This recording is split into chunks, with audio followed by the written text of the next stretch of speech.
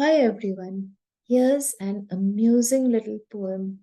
It's called Mr. Nobody, and it's anonymous because we don't know who the poet was.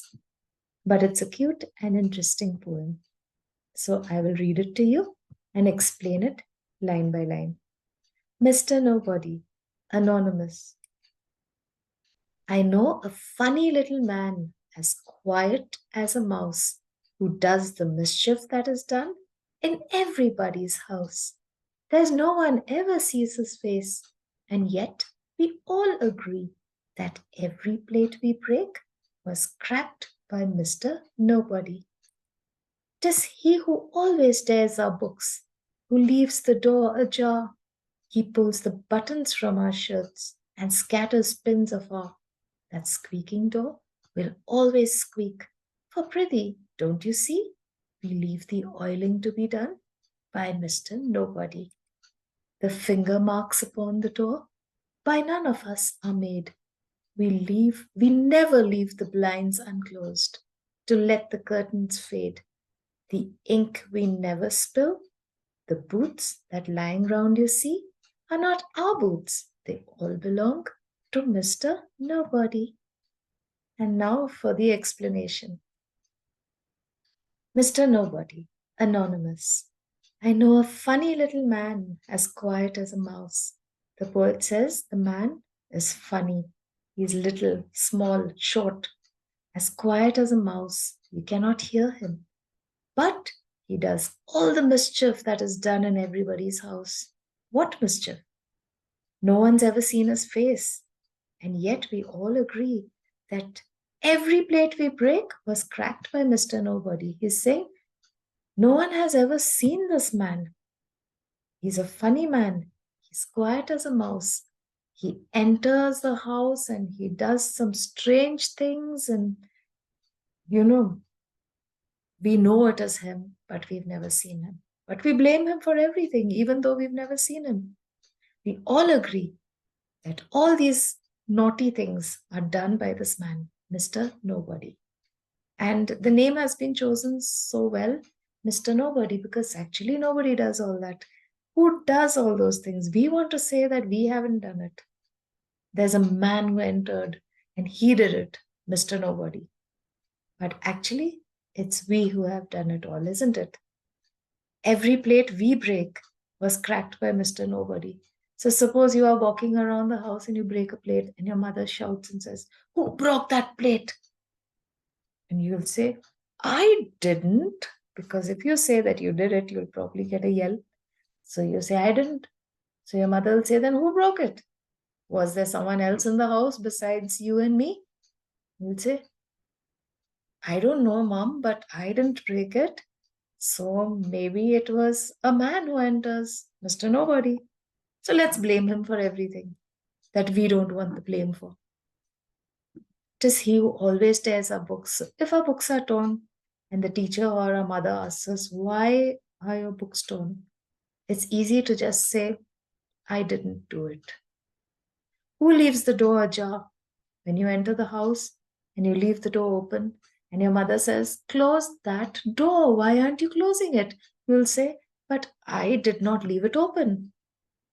He pulls the buttons from our shirts. When you come home from school or after you play a game and your mother says that your shirts have no buttons, she will yell at you and she may say, "Oh, what is this nonsense? Why have you lost your buttons? Now I have to sit here and stitch the buttons on your shirt, and you know how hard it is. I'm so busy. I have to find the buttons, the right size, the right shape, the right color, go to the market, buy them, stitch them on. Can't you be more careful? Why do you have to break your buttons off your shirts?" And all you can do to make her less angry is say, "I didn't do it, Mom. I wasn't the one who did it. I'm an angel. I'm a saint who scatters pins afar." You're playing with something and all the pins spill from somewhere and fall all over the floor. And you know how hard it is to pick those pins up unless you have a magnet in your hand. They're tiny. And your mother will yell at you if you drop pins because someone can step on them and get hurt. So you have to pick them all up.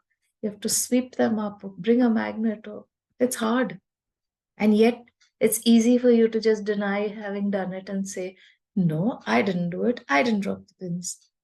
That squeaking door will always squeak. For Prithvi, don't you see? We leave the oiling to be done by Mr. Nobody.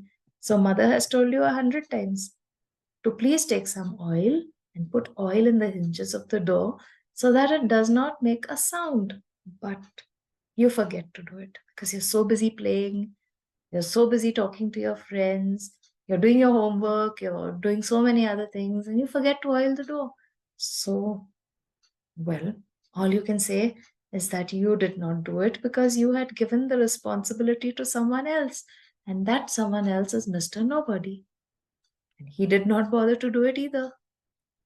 Blame him. The finger marks upon the door. So, if there are dirty finger marks, fingerprints on the doors, you just have to deny it and say that you did not do it.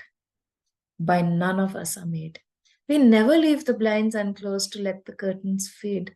You have blinds in hot places so that the curtains don't fade. And you know, your parents, especially your mother, will be really particular about these things and say, please close the blinds. Otherwise, the curtains will fade. And I have spent a lot of money buying such beautiful curtains. I don't want them to fade. But you forget because it doesn't really matter to you, all these little things. You feel that your mom is just complaining for no rhyme or reason. But she has a point.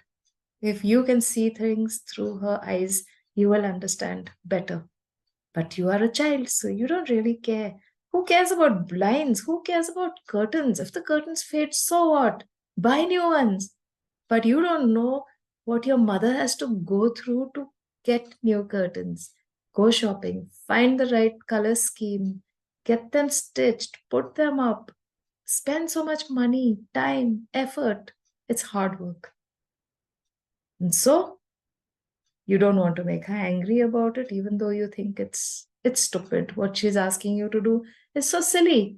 Let it be. Let the blinds be unclosed. Let the curtains fade. So what if there are finger marks on the door and you just ignore it? She can come home from work, and even though she's very tired and has so much work to do, let her do a little more work and clean the finger marks, isn't it? Or leave the finger marks there. Let the house be dirty. Who cares? Because you're a child. But you have to see things her way. And then the easy way to get out of it is to just say, I didn't do it. The ink we never spill.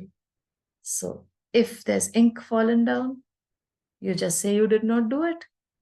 Then maybe your mother won't yell at you. The boots that lying around you see are not our boots.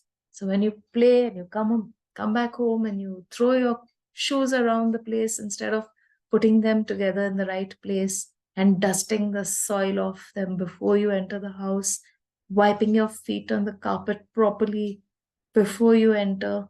These are all things you need to do, but you don't care because you're a child. You come in, you fling your boots around, and when your mother comes home from work, tired as she is, she has to pick those boots up, those shoes up, and put them in the right place.